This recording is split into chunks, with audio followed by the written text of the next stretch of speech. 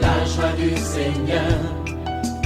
À nous la puissance, par son bras puissant. À nous la force, la joie du Seigneur. À nous la puissance, par son bras puissant. Faisons monter, monter, un parfum de louange. Faisons monter, monter, notre adoration. Faisons monter, monter, un parfum de louange. Faisons monter, monter, notre adoration. Je vais parler à quelqu'un. Les difficultés que tu connais, c'est Dieu qui t'a châtié. Parce que quand Dieu t'a béni, tu n'as pas bien géré l'argent et le poste que Dieu t'a donné. Mais si tu te répands et que tu reviennes à Dieu de tout ton cœur, il va te réhabiliter. Attache-toi au Seigneur et reste fidèle à lui et tu verras la manifestation de sa bonté et de sa fidélité. Réveille-toi mon frère, réveille-toi ma soeur, réveille ton mari, réveille ta femme, réveille les enfants, réveille les voisins. Nous allons prier. Nous sommes à notre émission de prière matinale, OSB, Opération sur la brèche. Aujourd'hui, nous allons prier en nous basant sur Éphésiens chapitre 4, le verset 4 à 6. Chaque matin je me lève, je prie avec OSB. Chaque matin moi je prie avec OSB. Lisons Éphésiens 4, 4 à 6. Il y a un seul corps et un seul esprit, comme aussi vous avez été appelés à une seule espérance par votre vocation. Il y a un seul Seigneur, une seule foi, un seul baptême, un seul Dieu et Père de tous, qui est au-dessus de tous et parmi tous et en tous. Amen. Vous voyez, ce passage nous révèle les 7 éléments de base de l'unité chrétienne. Vous voyez, les chrétiens évangéliques n'acceptent pas la notion de l'œcuménisme. Oui, parce que dans l'œcuménisme, ça suppose que tous ceux qui prient Dieu, il y a des gens qui disent que bon, nous avons le même Dieu, quelle que soit sa religion. Non, attention, quand on parle de l'unité, l'apôtre Paul est équilibré. Il veut montrer qu'il y a des éléments de base sans lesquels on ne peut pas dire qu'on est unis. Ce sont des éléments qui sont spirituels. Ce sont les bases de l'unité chrétienne. Alors, il y en a 7.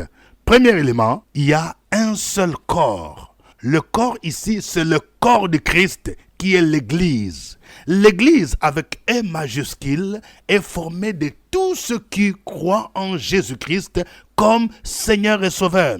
Quelle que soit la nationalité, quelle que soit l'origine, quelle que soit l'ethnie. Et l'Église est composée de ceux qui sont vivants et même de ceux qui sont déjà décédés. Parce que quand Jésus reviendra, il reviendra prendre son Église. C'est le corps du Christ. Donc il y a un seul corps qui est formé de tous les membres. Et dans un seul corps, il y a complémentarité. Tous les membres ne peuvent pas jouer le même rôle. Dans un corps, il y a par exemple les mains, il y a le pied, il y a la bouche, il y a les yeux, il y a la tête. Donc nous nous complétons. Mais il y a un seul corps. Pour appartenir à ce corps, il faut déjà confesser Jésus comme Seigneur et Sauveur. Celui qui ne confesse pas Jésus comme Seigneur et Sauveur, il n'appartient pas au corps du Christ.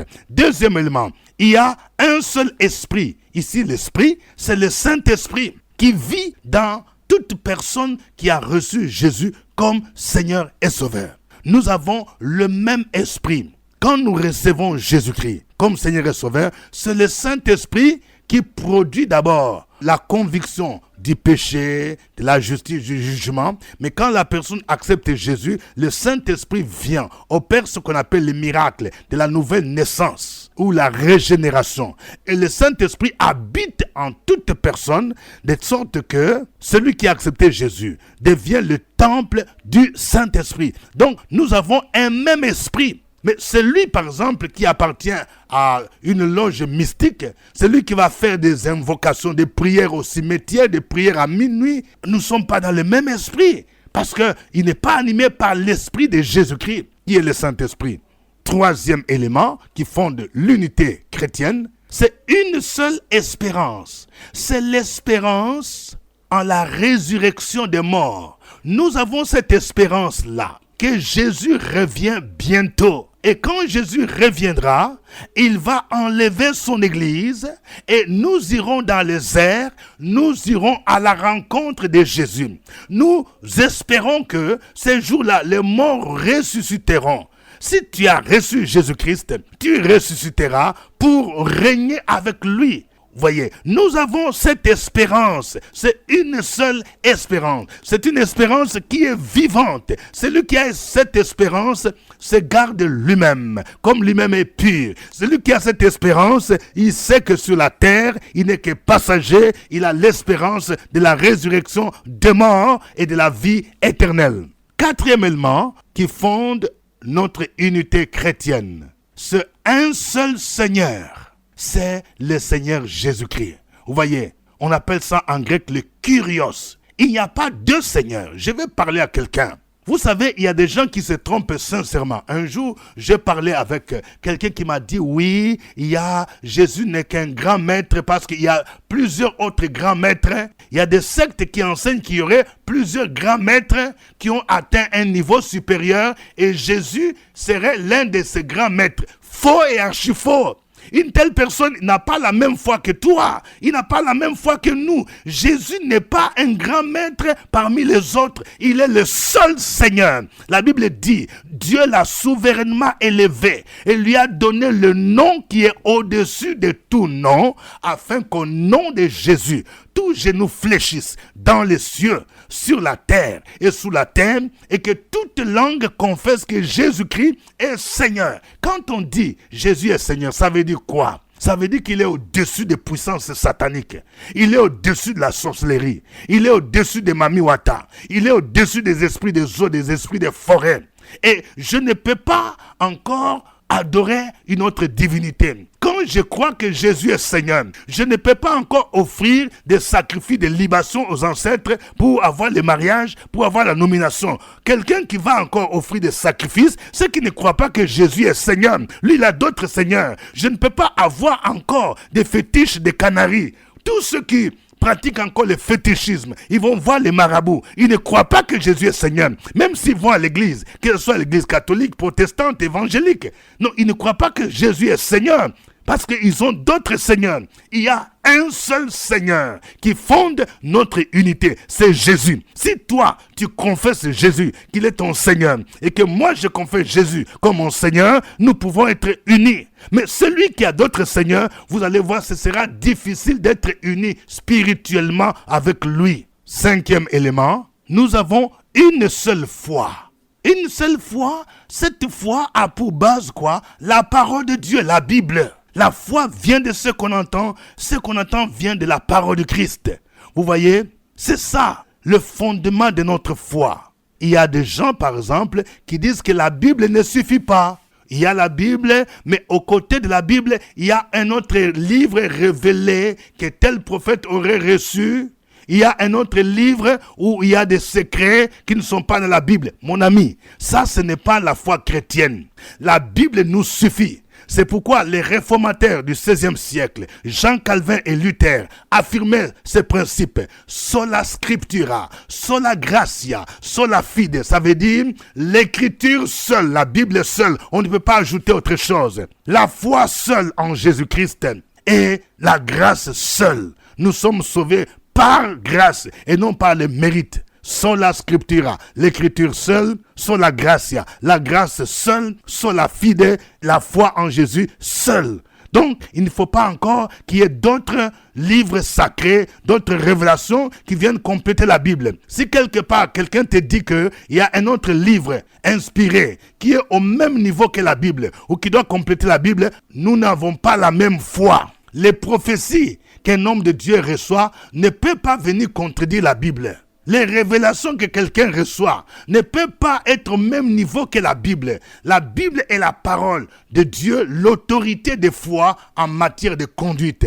La Bible est notre autorité en matière de foi et de conduite normative. Sixième élément, il y a un seul baptême.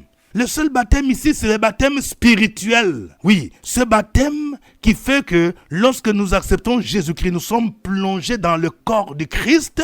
Et ce baptême doit s'extérioriser par le baptême d'eau.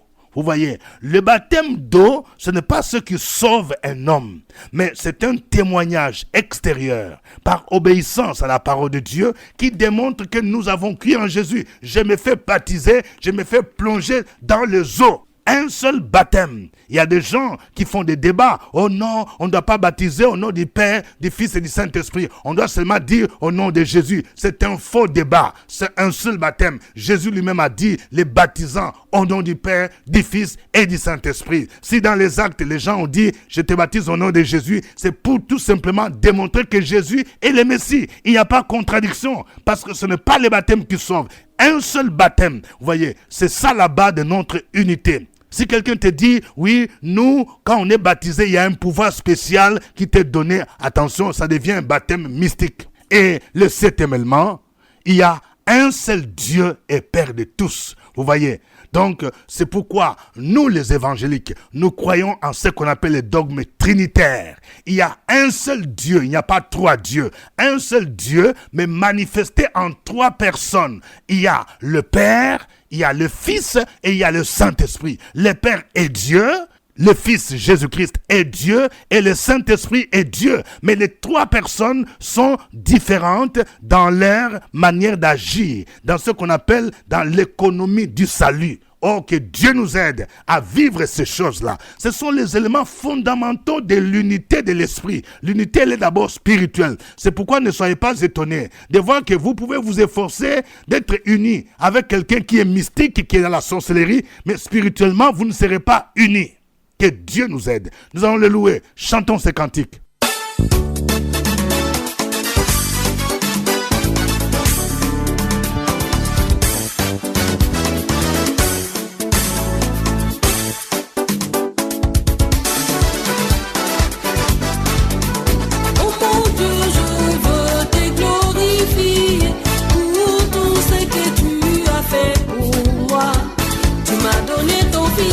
Il est mort sur la croix pour que je reçoive le pardon de mes péchés.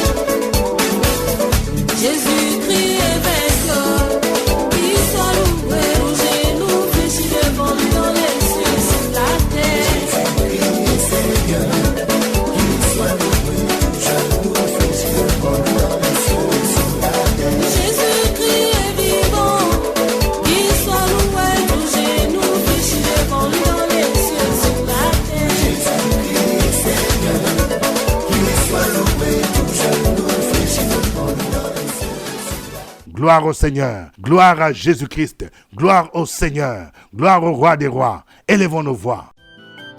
Opération sur la brèche, la force dans la prière. La force de la prière. Opération sur la brèche, la force dans la prière.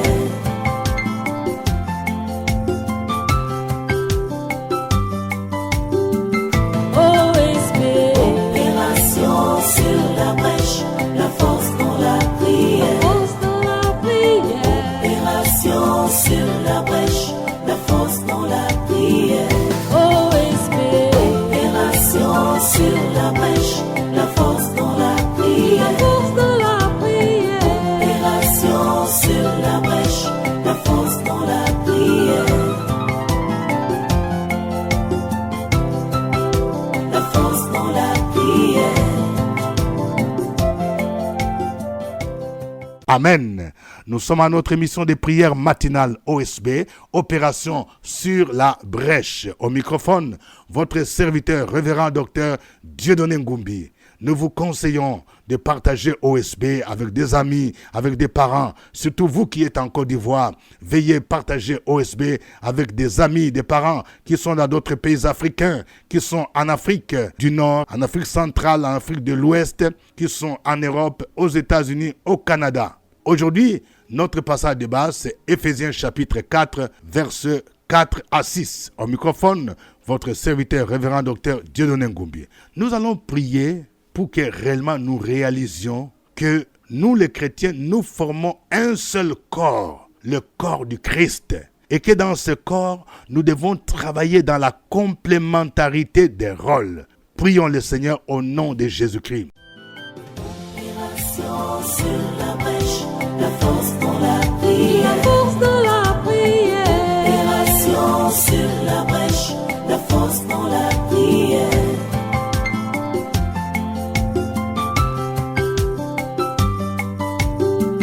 OSB. Opération sur la brèche, la force dans la prière. Force de la prière.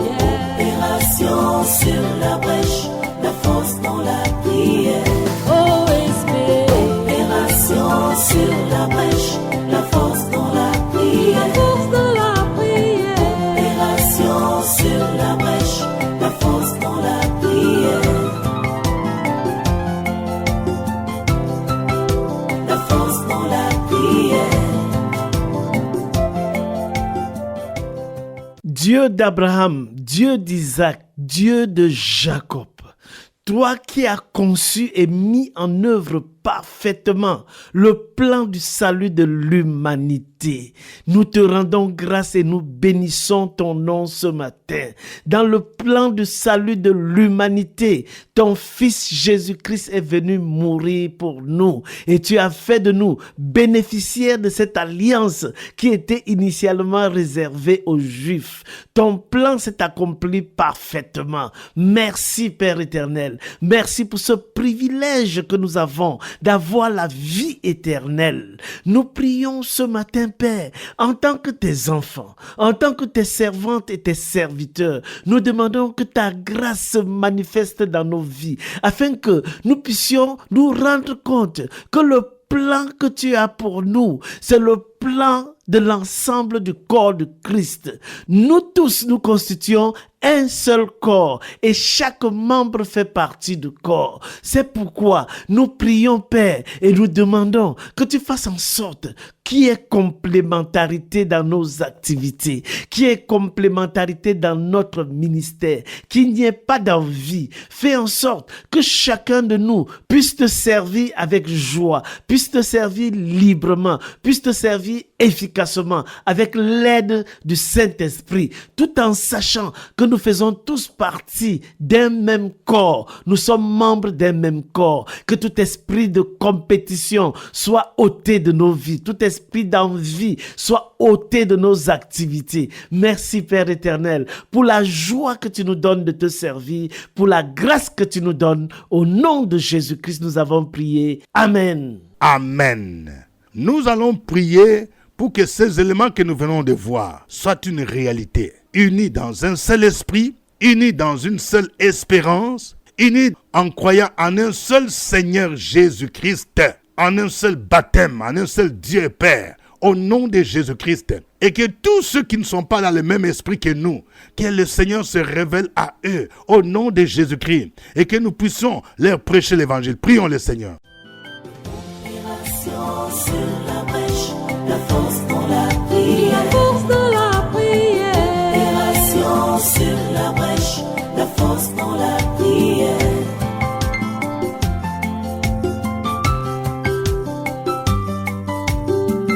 OSB.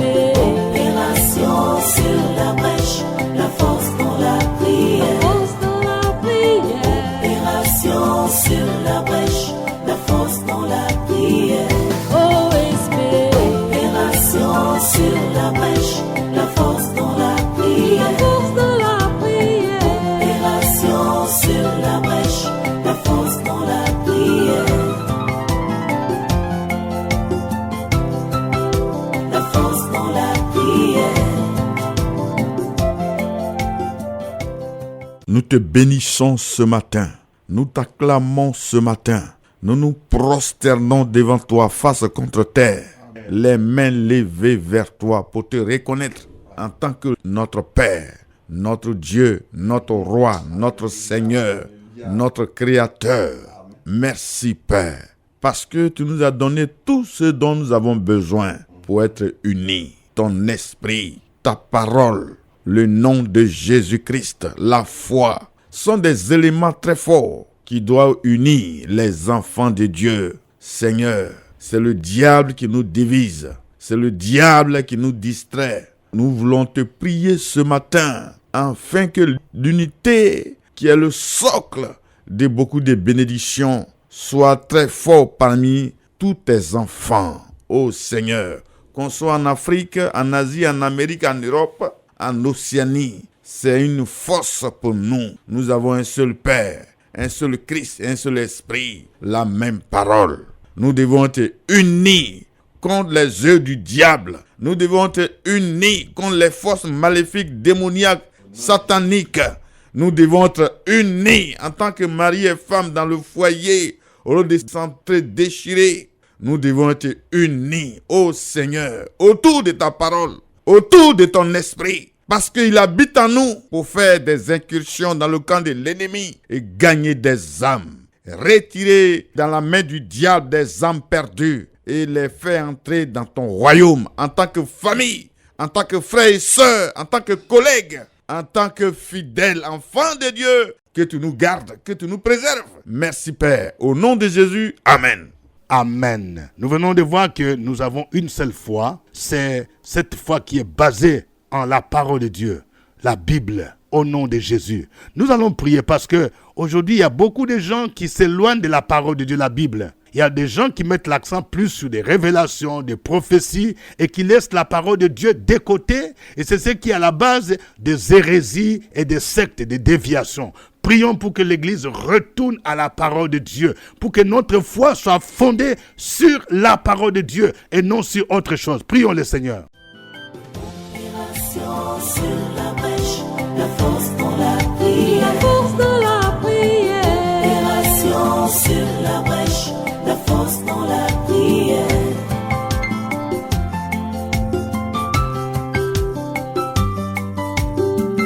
OSB. Opération sur la brèche, la force dans la prière. La force dans la prière. Opération sur la brèche, la force dans la prière. OSB. Opération sur la brèche, la force dans la prière. La force dans la prière.